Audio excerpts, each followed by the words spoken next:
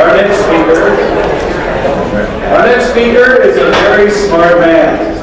He is professor of philosophy,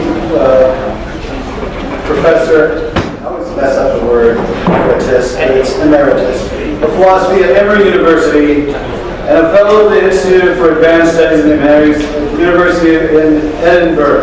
That in itself tells you that he's a very smart man. He founded the Hume Society and co-founded the Adam Smith Society, the 18th century Scottish Studies Society. Wrote Melancholy and Delirium. He's the author of Hume's Philosophy of Common Life and Philosophical Melancholy and Delirium. He is also author of Rethinking the American Union, which is probably more about what he's going to be speaking about today instead of Hume. But he's also currently president of the Abbeville Institute. And today he's going to speak to us about American Republicanism and the question of size and scale. Ladies and gentlemen, please welcome Professor Donald Livingston.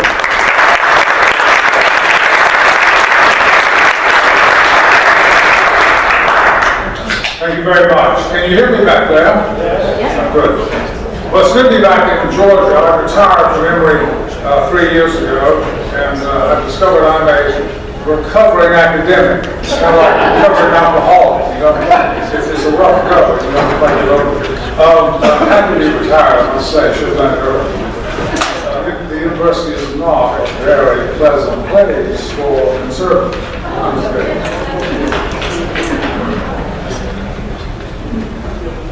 We no longer enjoy self-government in the United States.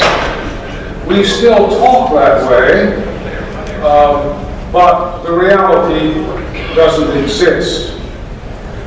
But worse, perhaps, most Americans, I think, don't understand that. They don't feel the loss. Or maybe they feel it, but don't understand it. So what I want to talk about today is one way of understanding what we have lost.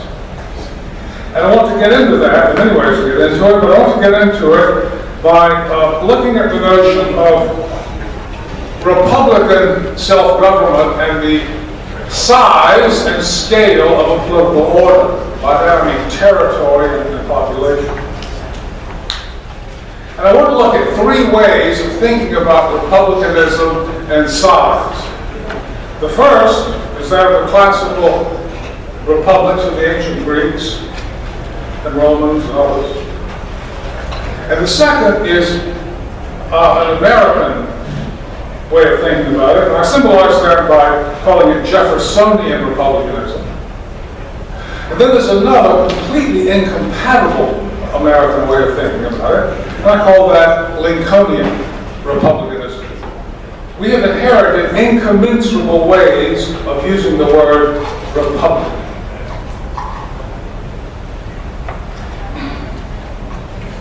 Now, the first republics were created some 2,700 years ago by the ancient Greeks, and they flourished continuously in the West ever since.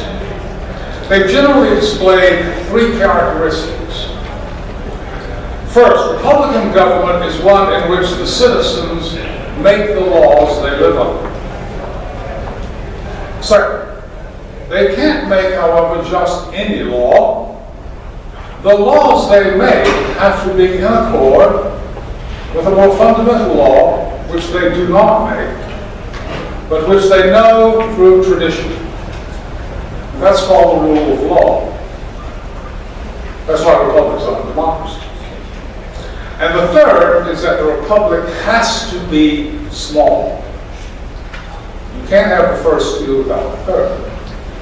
Now, we are familiar with self-government and rule of law, but most of us have forgotten entirely this third requirement of size. Just size.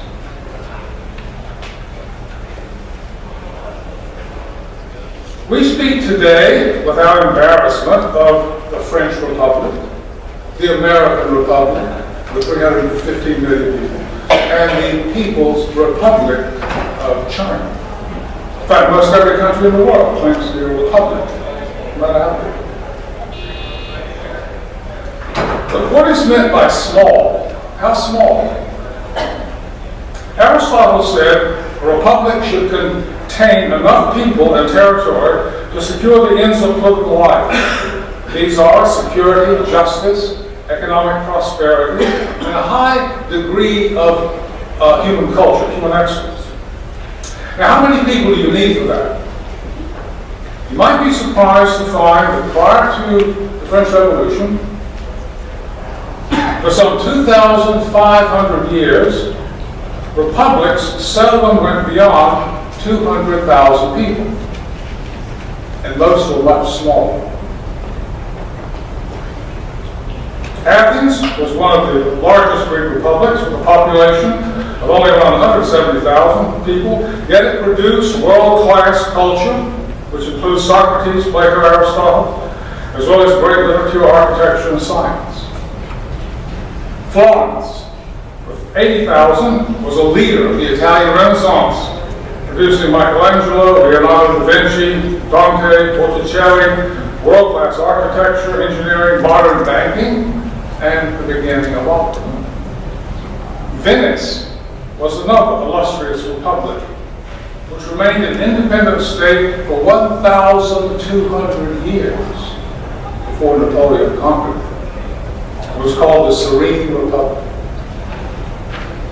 Now, what this history tells us is that brilliant cultures were created and sustained in polities of 200,000 or less.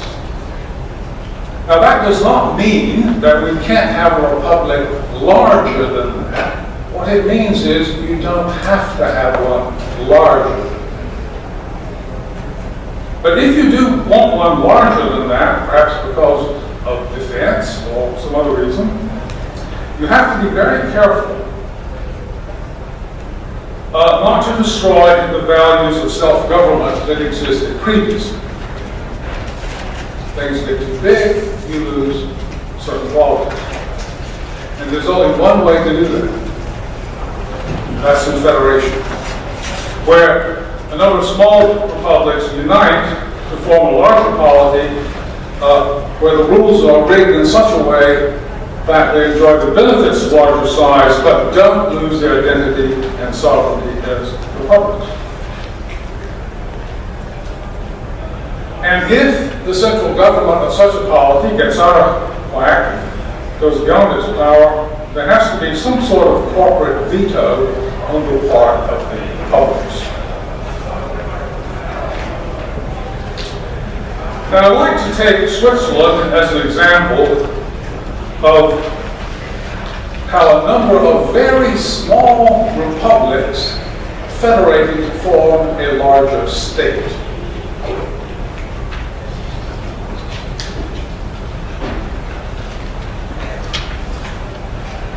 Switzerland is about 1/3 the size of Georgia, but that's so here. It has around nearly 8 million people. It contains 26 sovereign states, not counties, but states. Georgia does not contain any sovereign states. Atlanta is not a sovereign state, it's an artifact. But Switzerland has 26 sovereign states. One of these range in size from 15,000 to a million. Well, really. 20 of the 26 states are the classical Greek size of, say, 300,000 or less. 20. 12 of the 26 are 100,000 or less. Each has its own language. There are 4 languages in Switzerland. Its own immigration laws, and it's responsible for health, education, and welfare. Each republic has its own military force. Switzerland is a landlocked country, yet it is one of the most prosperous countries in the world, and has maintained its independence since 1291 in a Europe torn by almost constant war. That's That's what self-government looks like. The purse is also in the hands of the small republics. This is one of my favorite features. The central government has no original taxing power. It can tax only through a constitutional amendment, which requires a majority of republics and a majority of individuals. Moreover, it can tax only for a fixed percentage and for a specific time. When that time runs out, it has no power. And that power can be renewed only with another constitutional amendment. So the republics keep a short leash on the taxing power. They have taxing power, but they can veto pretty easily. Everywhere centralized power is checked. With only 50,000 signatures, the citizens of Switzerland can put any federal law up to referendum. With only 100,000 signatures, they can force a vote on the constitutional amendment. When they pass laws in Switzerland, they got to worry about the referendum. The executive is not a single man, but a committee made up of regional representatives and cannot act without unanimous consent. That's their president. Now, why have I spent so much time on Switzerland? Well, because it is one of the best examples I know of representative government that is continuous with the classical Republican tradition, which is 2,700 years old. It's a direct connection between Switzerland and Aristotle and the ancient Greeks. But the real reason I talk about Switzerland is because of what it shows us about how the American Constitution was once understood. The Constitution of Switzerland was ratified in 1848, and it was inspired by the U.S. Constitution as it was understood at that time. They copied us. They stuck with it, and we haven't.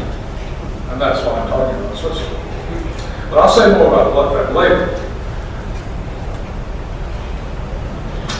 Okay, to sum up, you cannot say that republics of 200,000 or less cannot exist because they're too small, because for 2,500 years, that's what they were. That size. In the Middle Ages, in early modern period, and early. Nor can you say that an entire civilization cannot be built of such little republics, when ancient Greek civilization was just that. It was a brilliant civilization composed of 1,500 tiny republics spread out from Naples to the Black Sea. It had no centralized government, though it had a common culture. Yet, with a total population of 8 million, it was able to drive off the great centralized empire of Persia with 40 million. You know some of those stories. Thermopylae, Marathon, and so on. The Greeks were able to say, we can do this because we are Greeks. We are republics. They like to say, we know how to rule and to be ruled. You've got to be able to do both. The Persians only know how to rule and be ruled. Now let's turn to Jeffersonian republicanism. And then we'll go to the Lincolnian. The basic idea is that Jefferson tried to keep the connection between republicanism and size. With Lincoln, we get a complete break between republicanism and size.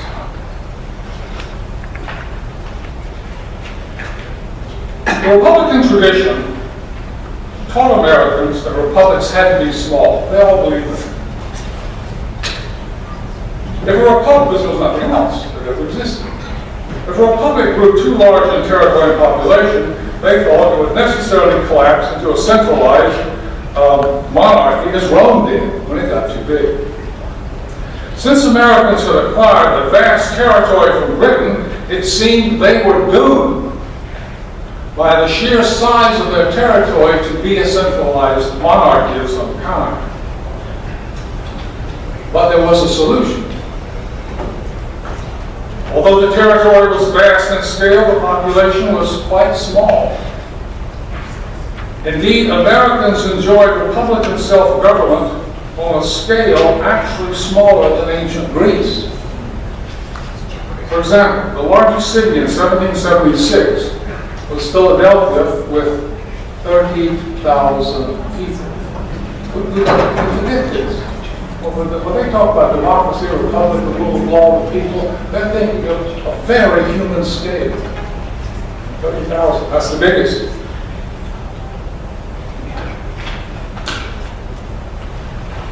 New York did not reach the size of ancient Athens at around 170,000 until nearly 1830.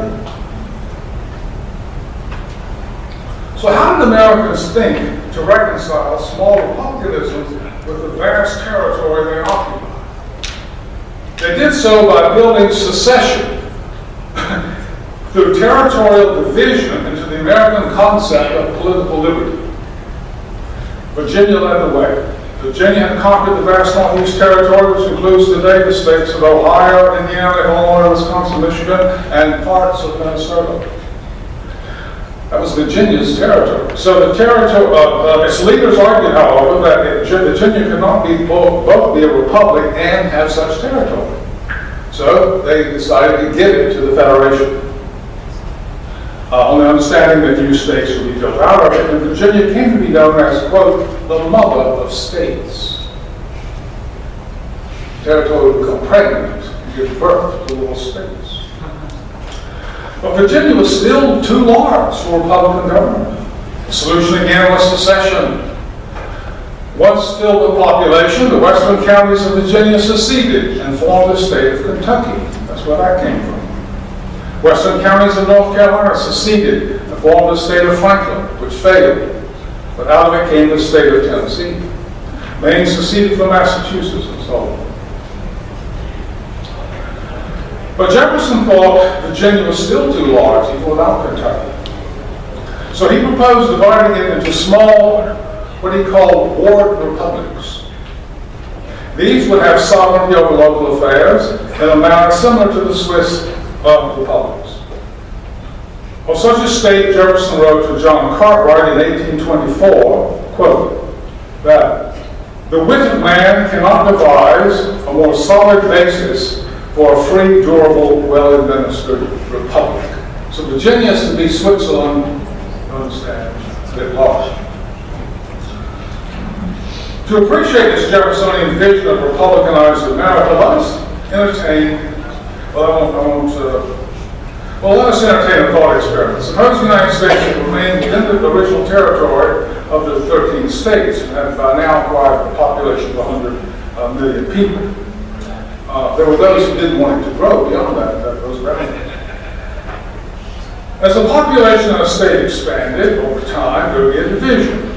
Kentucky seceded from Virginia, but you can imagine that two other regions might secede. So in time, the original territory of Virginia would have would be made up of 4 sovereign states.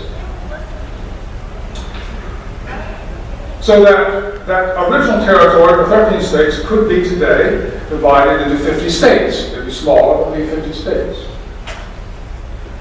You see, everything would look quite different if it were that scale, wouldn't it? And each of those states would be divided into even smaller republics if Jefferson had his way, the water republics. Got it? That's the United States. That's Jefferson's vision. But great pressure was put on this Jeffersonian vision by Jefferson himself when he acquired the Louisiana Purchase territory in 1804. And this immediately sparked secession movements in New England and New York, which lasted from 1804 to 1814. New England Federalist leaders thought America was becoming too big and that Virginia was out to build an American empire which would favor agriculture over their commercial, financial, and manufacturing interests. So we're already getting the Civil War started because it's too big to be run from the center. They're both fighting over now who's going to control this baby now that it's this big.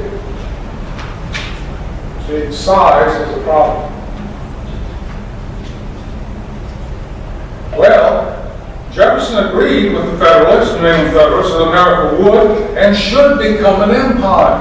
But he said it should not become a centralized empire He said it should become, quote, an empire of liberty. In other words, it would become